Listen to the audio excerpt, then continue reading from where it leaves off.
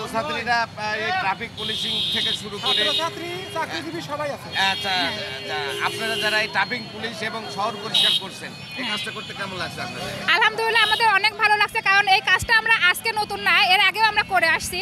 আমাদের সংগঠনের নাম ইয়েলো ল্যাম্প। এরা কাজ করে হচ্ছে রোড সেফটি নিয়ে। আপনারা দেখবেন যে রাস্তায় অনেক হচ্ছে রোড সাইন দেওয়া আছে, এগুলো আমাদেরই আমাদের বাস্তবায়ন করা। তো এই অবস্থায় আসলে দেশ সংস্কারের কাজে আমাদের ছাত্ররা, তারপর সবাই মিলে যদি কাজ করে, ইনশাল্লাহ আমাদের দেশটা অনেক এগিয়ে যাবে। যেহেতু আমাদের রাস্তায় ট্রাফিক পুলিশের একটু এখন সংখ্যা দেখা দিয়েছে, এই জন্য আমরা কাজ করছি। তো আমরা ইয়েলো ল্যাম্প সংগঠন অজ্ঞাতনামা যেসব রোগী আছে পাবনাতে, আমরা অনেক রোগীর হচ্ছে চিকিৎসাও করে থাকি সদর হাসপাতালে। আমরা কাজ করছি অনেক বছর প্রায়।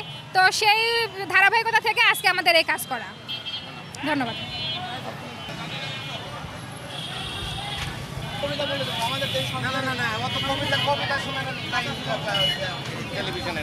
তুমি খালি বলবে যে আমরা চাচ্ছি আমাদের দেশটাকে যেন সুশৃঙ্খলভাবে পরিবেশ যেন মুক্তভাবে চলাতে পারে। যেভাবে পুলিশ প্রশাসন যেভাবে আমাদের দেশটাকে আগে যেভাবে রাখছিল, আমরা ছাত্ররা সবাই যেন ওইভাবে দেশকে আমরা পরিষ্কারভাবে রাখতে পারি এবং গাড়িগুলো যেন জাম না হয়, এটা দেখে রাখছি। যতদিন না হয় পুলিশ প্রশাসন নিয়ন্ত্রণে না আসতে পারে, ততদিন আমরা এই দেশটাকে এইভাবে রাখবো।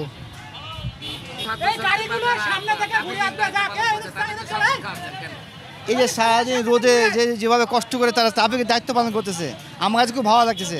যদিও আমার শরবতের ব্যবসা আছে, কিন্তু আমি চাচ্ছি যে তারা একটু শান্তি পাক, এই শরবতটা খায় অতিক্রান্ত একটু দূর হোক, এই জন্য আর কি আমি তাদেরকে শরবত খাওয়াচ্ছি। আমি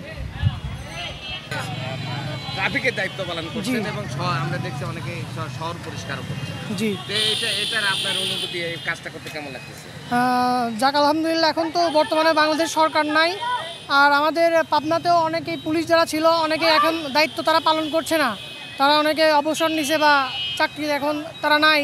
যেহেতু এখন পাবনা ছোট শহর, অলিগলি চিপা চিপা রাস্তা, এখন তো এগুলো তো আমাদের কন্ট্রোল করতে হবে, নাহলে তো পাবনা শহরে জ্যাম লেগে যাবে। এই জন্য আমরা ছাত্ররা এমনকি আমাদের বড় ভাইরা মিলে এখন আমরা ট্রাফিকের দায়িত্বটা পালন করতেছি।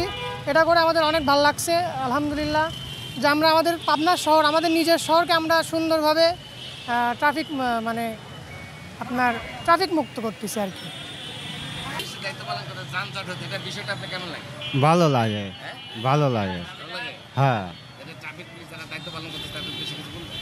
ওরা আছে তো ঠিক মতো তো করে না, ডিউটি তো হবে না।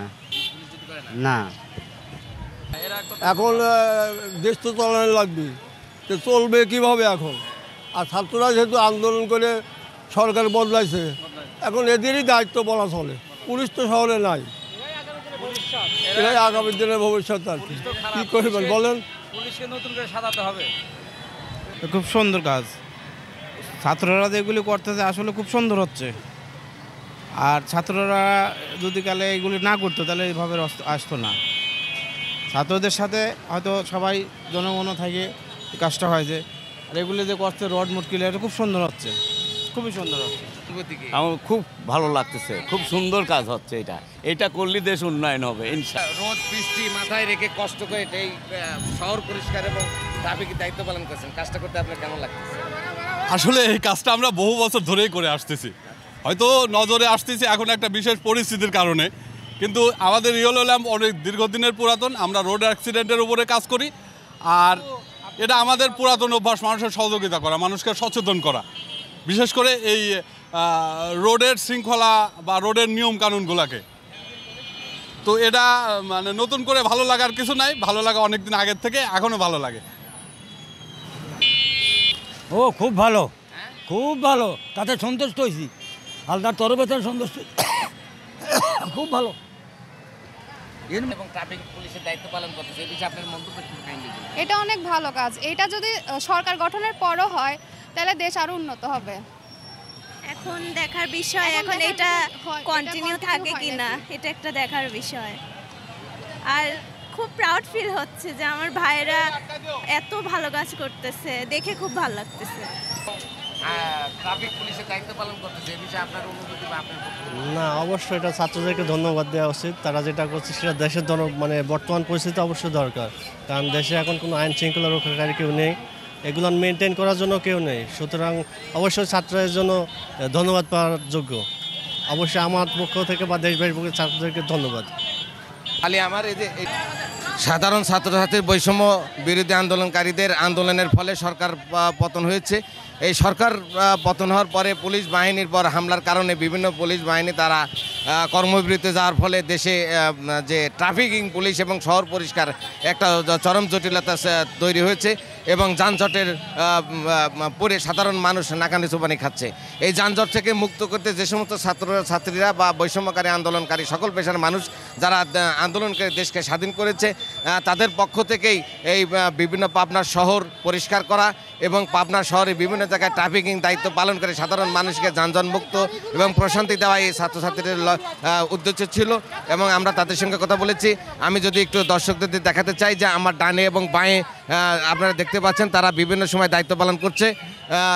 আপনারা দেখতে পাচ্ছেন যানজট নিরসনে এই সমস্ত সাধারণ ছাত্রছাত্রী অর্থাৎ আন্দোলনকারীরা বিভিন্ন সংগঠনের নামে এবং হলুদবাতি বিভিন্ন স্বেচ্ছাসেবী সংগঠন ও নিজেরা স্বেচ্ছায় বিভিন্ন পেশাজীবী মানুষ ট্রাফিকের দায়িত্ব পালন করছে। এই শহর পাবনা শহর ব্যাপক অত্যন্ত পুরাতন শহর। এই শহরটাকে যানজটমুক্ত করার জন্য এবং পরিষ্কার রাখার জন্য সাধারণ শিক্ষার্থীরা দায়িত্ব পালন করছে। আমরা যারা বিশেষ করে যারা অটোবাইক রিক্সা চালাই তারা অশিক্ষিত এবং তারা চাই দ্রুত যে কোনো জায়গা দিয়ে যাইতে, এর ফলে যানজট সৃষ্টি হয়। এই যানজট নিরসনে কাজ করছে এই সমস্ত সাধারণ ছাত্রছাত্রীরা। এই ছিল আমার কাছে সর্বশেষ সংবাদ। নবী নেওয়াজ, আনন্দ টিভি, পাবনা।